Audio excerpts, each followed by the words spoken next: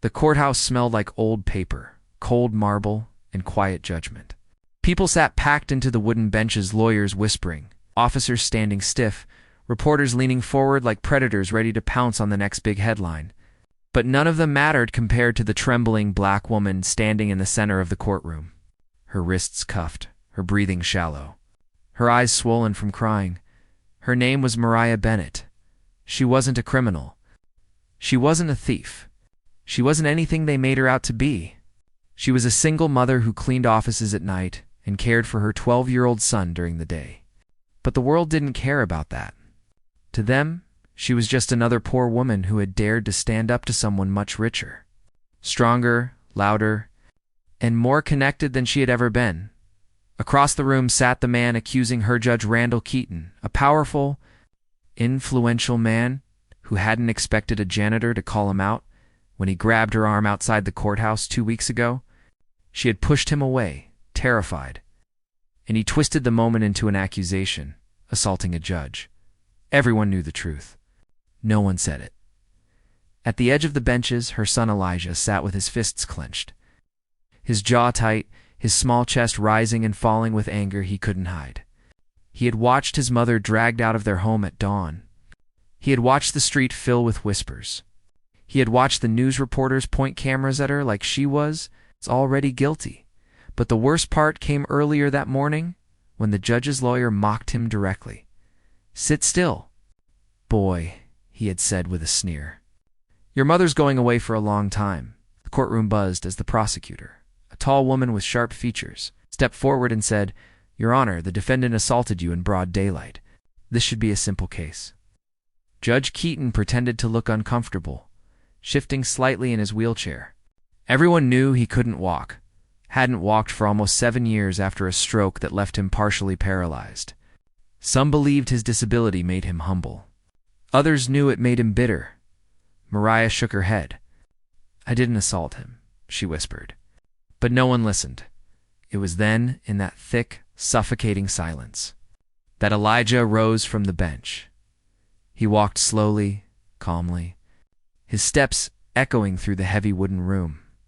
Everyone turned to look, some annoyed, some confused, some curious.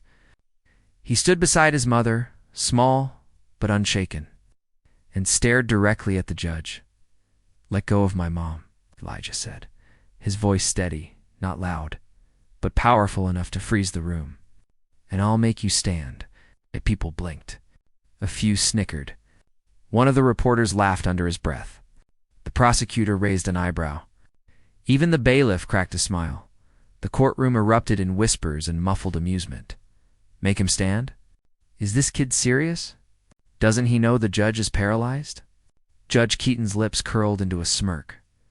"Son, I haven't walked in 7 years." Elijah didn't blink. "I know," he said quietly.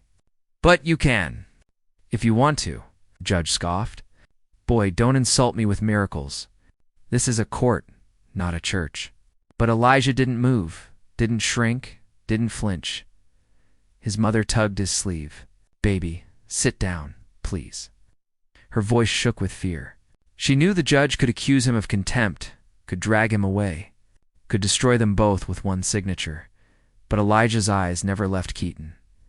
"You're scared," the boy said softly, and the whole room froze. "Not of walking. Of people knowing what you did." The judge's face paled. The prosecutor stepped forward sharply. "Your Honor, this child is trying to manipulate the court." Elijah raised his hand. Not to silence her, but as if feeling something in the air. The room dimmed just for a moment, shadows shifting. A strange warmth rippling across the floorboards like sunlight breaking through clouds. Some people noticed it. Most didn't, but Judge Keaton did. His veined hands twitched on the armrests of his wheelchair. "What? What are you doing?" he whispered. "I'm not doing anything," Elijah breathed. "I'm just showing you the truth." A gust of wind creaked through the old building, though no doors had opened. Then Elijah stepped closer, placing his small palm on the judge's armrest. "Everyone thinks you can't walk," Elijah said, "but you can. You've been able to for months." Gasps exploded across the courtroom. Even Mariah stared at her son, as if seeing someone she'd never met before. But Elijah wasn't done. "You faked staying in that chair so no one would question you?" he whispered. "So no one would wonder how you got down those stairs fast enough to grab my mom last week?" Judge Keaton jerked backward as though struck. The room erupted in noise, reporters shouting, lawyers stammering, guards stepping forward. "Order!" The senior judge shouted from behind the bench, banging his gavel. "Order in this court." But Elijah kept talking, his voice slicing through the chaos like a blade. "You threatened her," he said. "You said you'd make her disappear if she told anyone what she saw." Keaton's eyes widened in horror.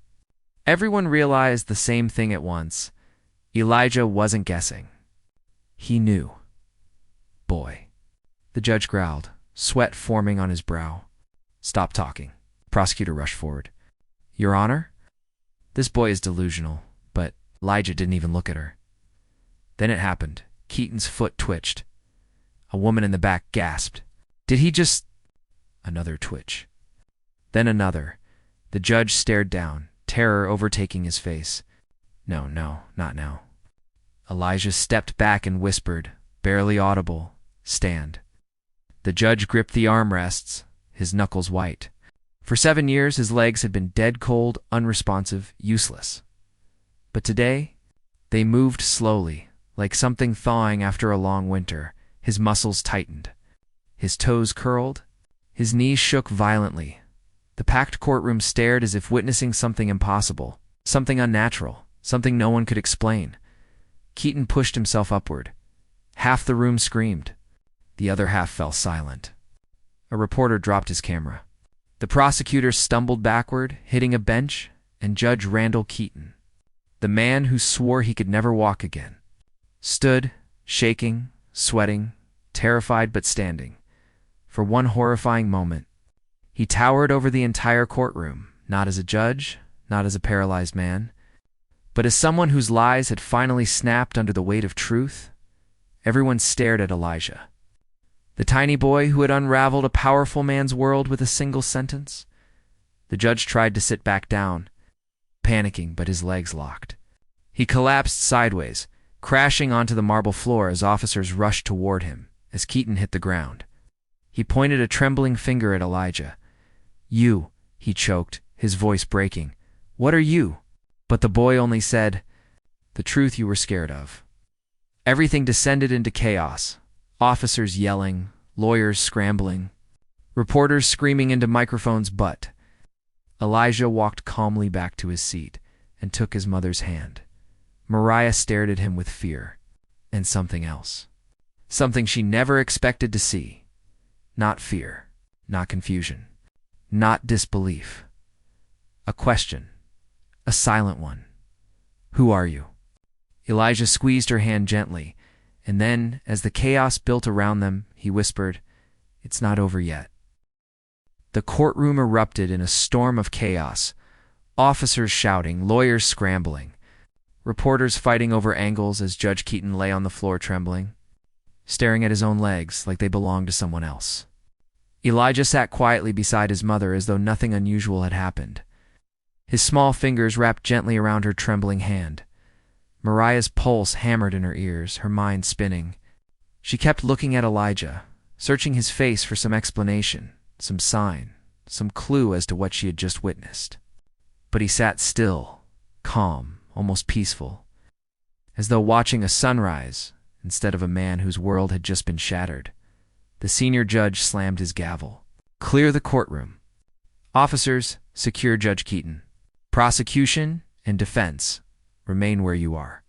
People stumbled over benches in their rush to get out, murmuring, whispering, staring at Elijah as though he were not a boy at all, but something unexplainable. A few reporters tried to stay behind, but officers forcefully shoved them toward the exit. When the room finally emptied, only the essential court staff remained. The prosecutor paced like a trapped animal, her sharp heels clacking against the marble. The bailiffs whispered to each other, confusion written all over their faces. On the floor, Judge Keaton clung to the leg of his wheelchair, his breath shallow and panicked. He knew. Keaton rasped, he knew. He saw everything. Mariah looked away, tears welling again, not just fear, not just confusion, but a deep ache for her son, who had already carried so much in his young life. The senior judge pointed at her cuffs. "Remove them," he ordered the bailiff. The officer hesitated, glancing toward the prosecutor, but she was too busy trying to make sense of what had just happened. The officer unlocked the cuffs, and Mariah rubbed her sore wrists, relief and dread mixing in her chest. The prosecutor straightened her blazer and stormed forward. "Your Honor, this is completely irrelevant to the assault charge. The child is manipulating the court. This doesn't change the facts." The senior judge slammed the gavel again. "The facts just change themselves, Ms. Carter." "But no." His eyes narrowed. A paralyzed man just stood up after a 12-year-old boy challenged him to. "You expect me to pretend that is ordinary?" The prosecutor opened her mouth, closed it, and stepped back, frustrated. The senior judge turned to Keaton. "Judge Keaton, you swore under oath that your injuries made it impossible to walk. You claimed this in disability forms, in legal affidavits, in this courthouse." Keaton's face sagged with dread. It wasn't like that," but Elijah stood quietly again. "Everyone said." His voice came out soft but unbreakable. "Tell the truth." Keaton's mouth snapped shut. His eyes widened with terror, as if truth itself was a force pushing inside him, clawing its way upward through 7 years of lies. He croaked. His fingers trembled against the cold marble. "I could walk." His voice was barely a whisper. "For months, I didn't want anyone to know. The pension, the sympathy, the power." Mariah covered her mouth. Elijah didn't look triumphant. He looked sad. The senior judge exhaled sharply. "Then this entire case is compromised. Charges against Mariah Bennett are hereby dismissed." Mariah collapsed into her seat, tears flooding her cheeks, her shoulders shaking with relief she had been denied for far too long. Elijah wrapped an arm around her, and she pulled him close, burying her face in his shoulder. She didn't care who saw. She didn't care what happened next.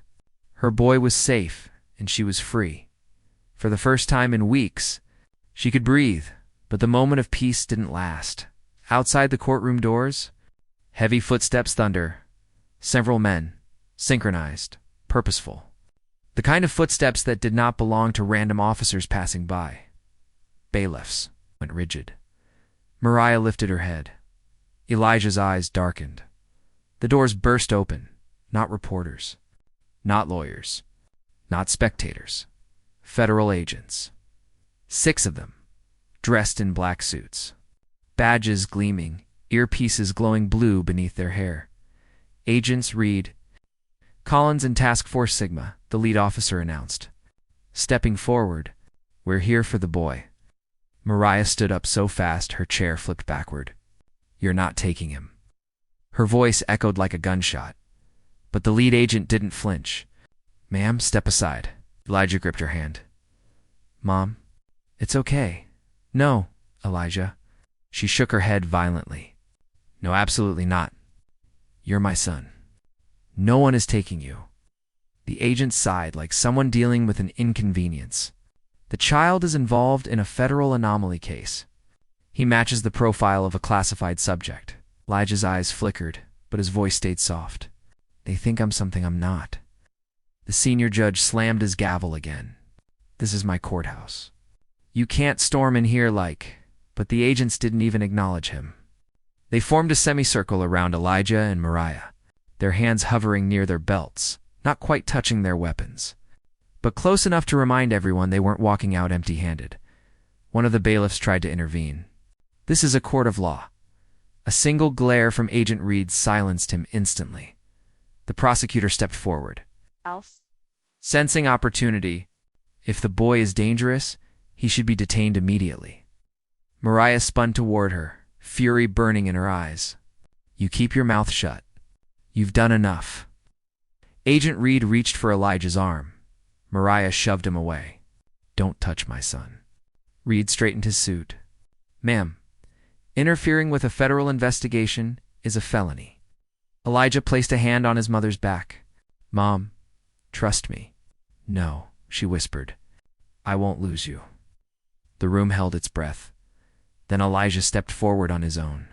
The agents tensed, ready to restrain him, but Elijah raised both hands, palms outward, and the air changed. A warm wind swept through the courtroom, though no windows were open. The lights flickered. A soft humming sound radiated from the floor, as though the building itself vibrated. The agents froze, each one locked in place like statues, not paralyzed, not unconscious, suspended, held their limbs rigid, their eyes wide, their bodies trapped as if the air around them had turned to stone. Mariah stumbled back in shock, staring at her son as though seeing him for the first time. Elijah. "What did you—" "I didn't hurt them," he said quietly. "I just stopped them from hurting you." Every person in the courtroom stared at him in stunned silence, even Keaton. Even the prosecutor? Even the senior judge? Elijah turned slowly, his expression suddenly older than his years. "They're not here because of what I did today," he said softly. "They've been looking for me for months." Mariah's heart stopped. "Elijah, why?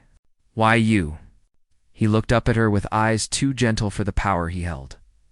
"Because I can see things," he whispered. "Fix things. Change things.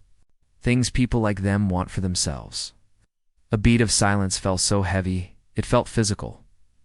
"Mom." His voice softened even more, trembling around the edges. "They're not going to stop." His words filled the room like prophecy. "They're going to come again.